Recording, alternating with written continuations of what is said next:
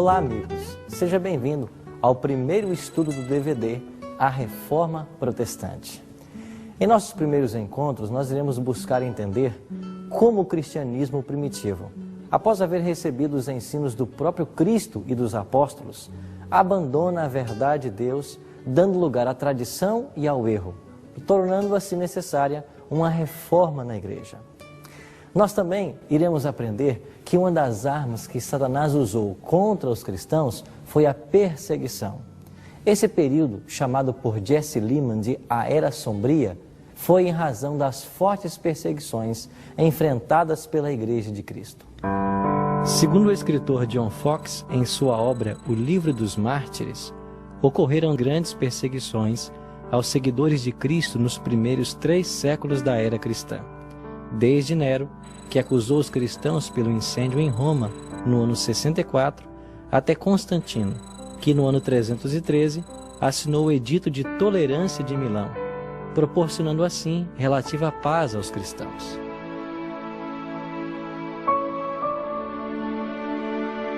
O autor do livro de Hebreus declara que esses foram apedrejados e tentados, foram cerrados ao meio, morreram ao fio da espada, andaram vestidos de peles de ovelhas e de cabras, necessitados, aflitos e maltratados.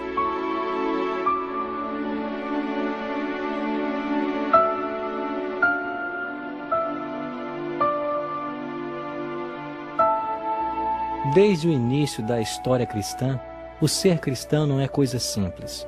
O próprio fundador do cristianismo, Jesus, morreu pregado em uma cruz como malfeitor.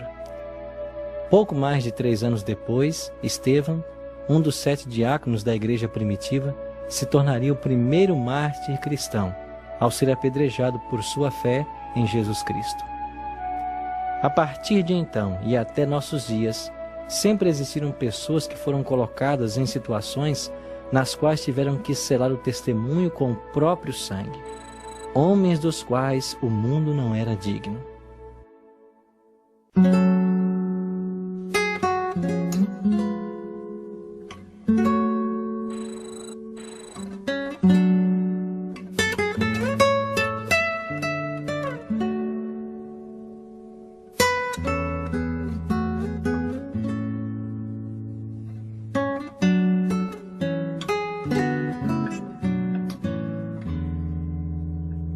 Estamos aqui no alto do Palatino, uma das 7 colinas de Roma. Aqui nessas ruínas moraram vários imperadores, entre eles César Augusto. Nero, no ano 54, chegou ao poder na cidade de Roma e algum tempo depois ele colocou fogo na cidade de Roma. 10 dos 14 bairros que existiam aqui foram todos queimados. Nero colocou então a culpa nos cristãos. Se desencadeou uma grande perseguição. Os cristãos eram vestidos com peles de animais, lançados às arenas para que as feras os devorassem. Segundo a tradição, enquanto Roma pegava fogo, Nero, aqui da Torre de Macena, assistia tudo tocando lira e recitando poemas sobre a cidade de Troia. Esse homem era um homem insano, filho também de uma mulher insana e tremendamente perversa. Nessa primeira perseguição desencadeada por Nero, pereceram Paulo e Pedro, 2 dos apóstolos de Jesus Cristo.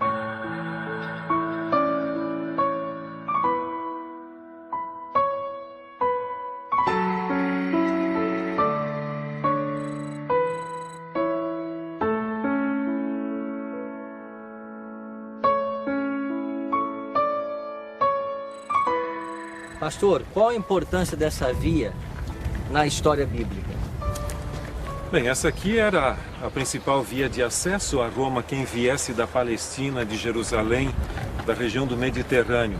E com certeza o apóstolo Paulo e também o apóstolo Pedro por aqui passaram em direção à cidade de Roma. Agora, pastor, esses 2 homens foram a Roma e qual o fim que lá eles tiveram?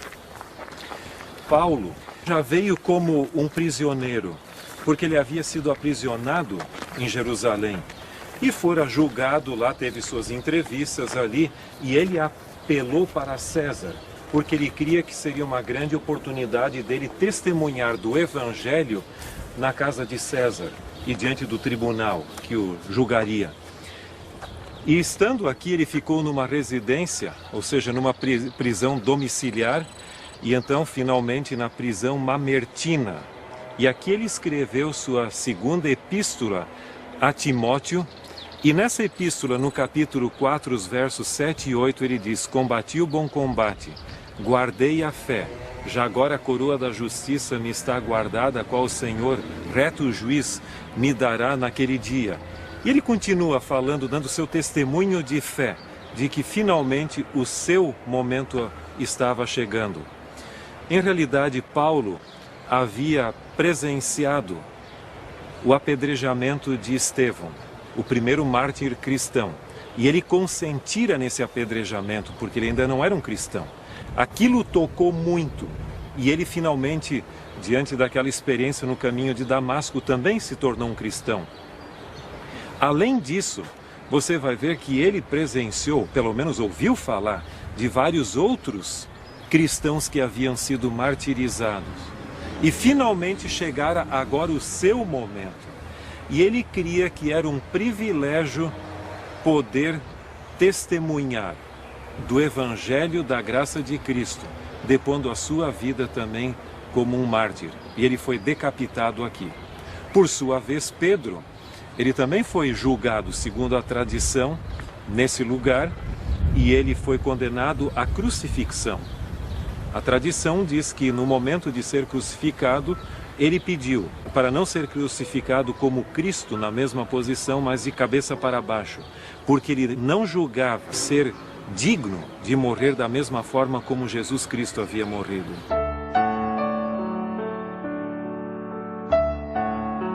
Foi um período de grande sofrimento para o povo de Deus. Segundo o historiador Tácito, os cristãos eram vestidos de peles de animais para que os cães os matassem a dentadas. Outros foram crucificados e ainda outros, ao cair da noite, eram amarrados em postes e ateavam-lhes fogo para iluminarem os jardins de Roma. A loucura de Nero só não foi mais longe porque no ano 68, boa parte do império se rebelou contra ele e o Senado o depôs. Desesperado, sem ter para onde ir, suicidou-se. Outro duro golpe contra os cristãos ocorreu no ano 70, com a destruição de Jerusalém. Tito, filho de Vespasiano, tomou Jerusalém e a destruiu com crueldade indescritível. O efeito produzido na igreja pela destruição da cidade foi o que pôs fim para sempre nas relações entre judaísmo e cristianismo.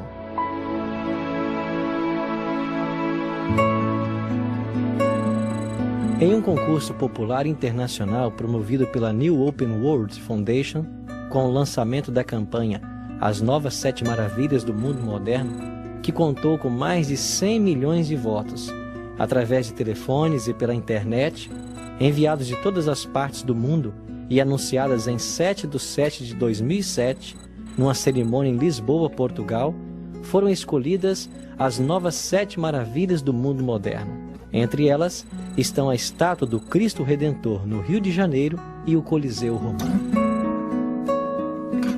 A construção do Coliseu Romano, como é habitualmente conhecido o Anfiteatro Flávio, foi iniciado no ano 72 por ordem de Vespasiano e completada por Tito, seu filho, no ano 80, que dedicou 100 dias de festas para tal acontecimento.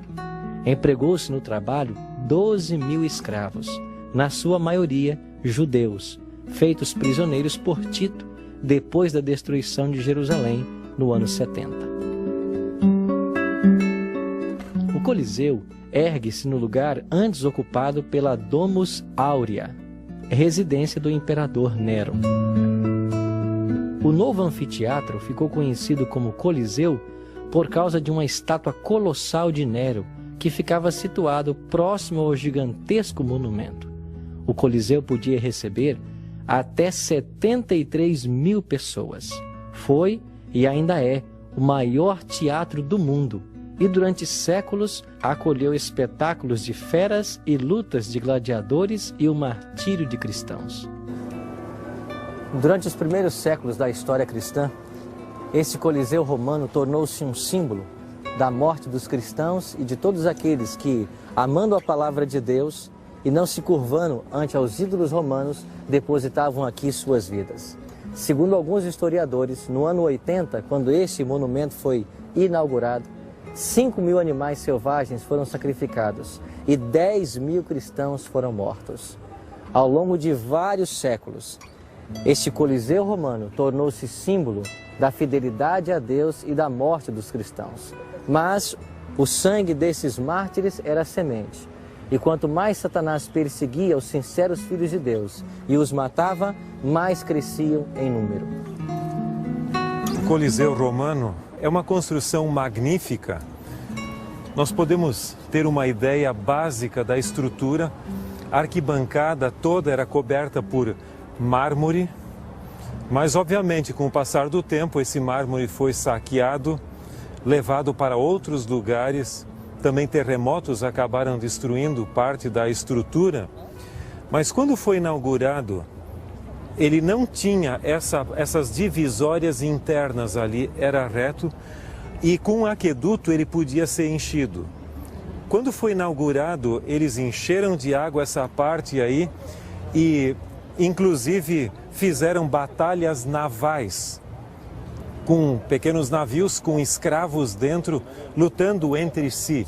Posteriormente foram colocadas essas divisórias ali e aqui eram abrigadas as feras, no caso quando elas eram soltas. Depois você tinha também armamentos ali. Interessante que onde se encontra aquela cruz ali, era o local onde o imperador com sua família ficava. Ele podia vir pelo arco com sua carruagem real ou imperial, ficava ali. E desse outro lado aqui, mais ou menos na mesma posição só, antagônica, ficavam os senadores.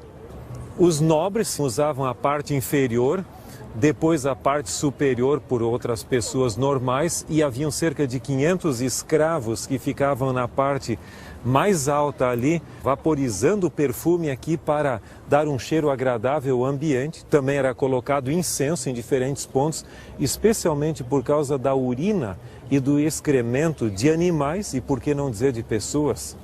Aqueles que estavam sendo derrotados muitas vezes não controlavam mais suas necessidades fisiológicas e geravam um odor terrível.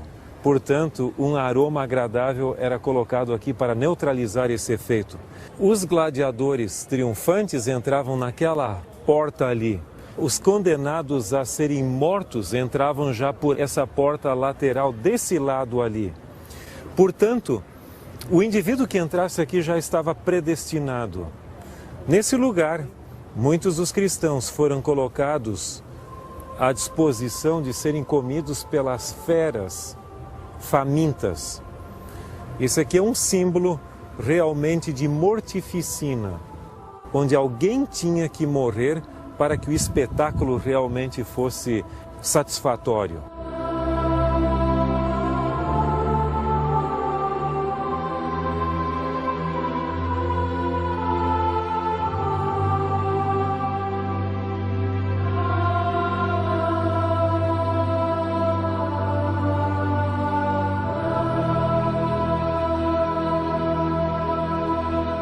O Coliseu romano foi salvo da destruição por causa de sua consagração aos mártires cristãos. No século XVII, o Papa Bento XIV consagrou a paixão de Cristo e o declarou lugar sagrado, em função dos mártires que ali morreram. Na sexta-feira, dia 18 de abril de 2003, o Papa João Paulo II declarou: "Este Coliseu é um símbolo, sobretudo, fala-nos dos tempos passados, daquele grande império romano que se desmoronou. Fala-nos daqueles mártires cristãos que deram seu testemunho com sua vida e sua morte. É difícil encontrar outro lugar onde o mistério da cruz fale mais eloquentemente do que aqui, diante deste Coliseu." A segunda perseguição contra os cristãos foi desencadeada pelo imperador Domiciano, irmão de Tito. Nessa perseguição, o apóstolo João foi exilado na ilha de Pátmos. Nesta isolada ilha, João escreve o livro do Apocalipse. Depois da morte de Domiciano, João foi posto em liberdade e, em torno do ano 97, volta para Éfeso, de onde escreve seu evangelho. João morre com aproximadamente 100 anos de idade. Na terceira perseguição listada por John Foxe em seu livro, pereceu Inácio, bispo de Antioquia. Ele, que fora discípulo do apóstolo João, foi lançado às feras aqui no Coliseu Romano no ano 107. Seu crime? Carregar a Jesus Cristo em seu coração. Sua fé e dependência de Cristo o fortaleceram para a hora da provação. Ele disse: que sobrevenham a fogueira e a cruz, que venham as feras selvagens, que venham a quebra dos ossos e a dilaceração dos membros, que venha a trituração do corpo inteiro, que assim seja. Quero apenas conquistar Jesus Cristo. Quando ouviu sua sentença, caiu de joelhos, ergueu seus olhos aos céus e bradou: ó Senhor, agradeço-te por haver me honrado com o mais precioso sinal da tua caridade e permitido que eu seja acorrentado por teu amor, como foi o apóstolo Paulo. Quando foi condenado a ser lançado às feras, disse: eu sou trigo de Cristo, serei triturado pelos dentes de animais selvagens, para poder ser considerado pão puro.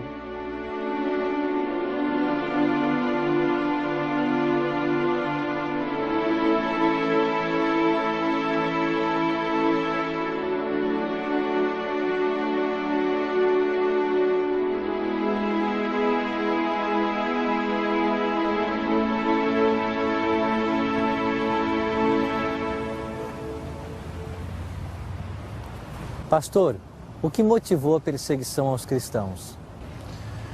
No primeiro século da era cristã, a Judéia e as regiões próximas ali estavam sob o jugo romano. Portanto, os judeus tinham que pagar tributos a Roma. Isso fazia com que eles, por vezes, se revoltassem buscando uma certa liberdade que não tinham. Quando o cristianismo surgiu, ele era tido meramente como uma seita do judaísmo. Consequentemente, o tratamento que Roma dava aos cristãos era praticamente o mesmo do que os judeus. Com a queda de Jerusalém, no ano 70, gradativamente os cristãos começaram a se distanciar dos judeus. Mas seja como for, nos primeiros séculos da era cristã, e, obviamente, Roma tinha uma religião completamente diferente e gostaria que todos os seus súditos seguissem a religião romana. Porém, os cristãos não viam a religião romana como sendo adequada para eles mesmos, de acordo com sua compreensão da palavra de Deus.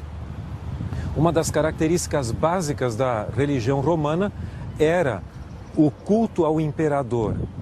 Além disso, Constâncio, Constantino e alguns imperadores romanos, eles eram devotos adoradores do deus Mitra, o deus Sol. Havia, portanto, um contraste marcante entre a religião romana, com o seu culto ao imperador, bem como ao culto ao Sol, e a religião bíblica dos cristãos, que aceitavam um único Deus verdadeiro, Deus o Pai, Jesus Cristo mediador, entre Deus e os homens, o Espírito Santo, e Roma não aceitava a negação do culto ao imperador. Era tido praticamente como uma conspiração ao poder imperial. Agora, pastor, o que fazia com que esses cristãos estivessem dispostos mesmo a morrer antes de renunciar à sua fé? Eles tinham uma convicção muito grande. Eles criam que na palavra de Deus eles encontravam sua única norma de fé e prática. Ou seja, o ensino apostólico era o verdadeiro e genuíno cristianismo. Consequentemente, eles não podiam abdicar disso, porque seria apostasia, como Paulo algumas vezes falou em Atos capítulo 20, também escrevendo aos Tessalonicenses que haveria de vir um outro poder. Eles queriam ser leais a Cristo e aos seus ensinos e os ensinos apostólicos, mesmo que tivessem que pagar com o seu próprio sangue essa convicção e essa lealdade. Que lições podemos aprender hoje do exemplo de todos esses mártires que morreram por amor à verdade? O Coliseu Romano que está atrás de nós testemunhou muitos mártires da fé. E eu creio que esta fé, esta coragem, essa lealdade a Cristo e sua palavra foi o que motivou esses primeiros cristãos e que deveria nos motivar também hoje. A dificuldade é que hoje nós nos distanciamos cada vez mais da lealdade a Deus e sua palavra e nos aproximamos cada vez mais da cultura na qual existimos.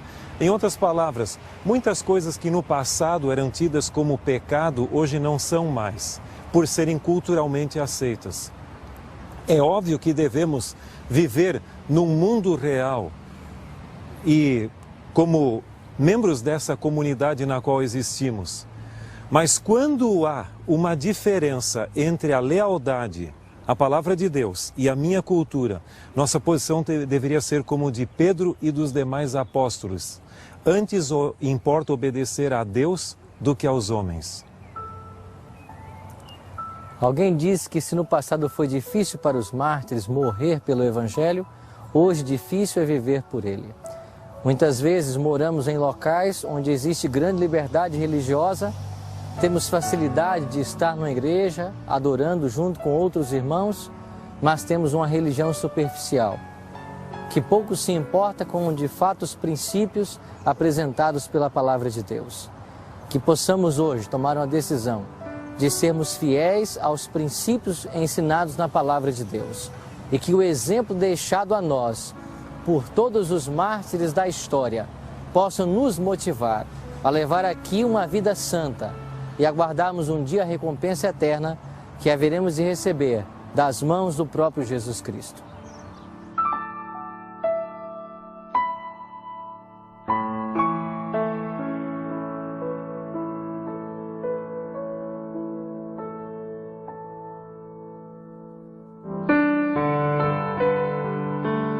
A minha decisão é, após conhecer o exemplo de homens e mulheres fiéis a Deus no passado, que estiveram dispostos a entregar a própria vida por amor à verdade, desejo, pela graça de Deus, ser fiel a Jesus e perseverar até o fim para alcançar a coroa da vida eterna.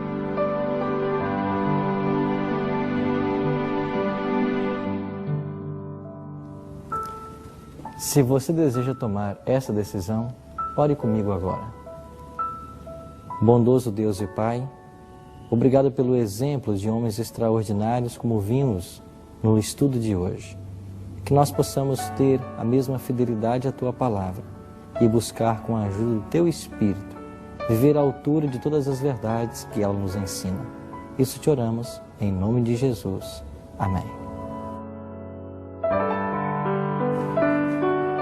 As grandes perseguições dos 3 primeiros séculos da história só encontraram a trégua com a assinatura do Edito de Tolerância de Milão no ano 313. Com o apoio desse edito, o cristianismo finalmente foi declarado religião oficial do Império.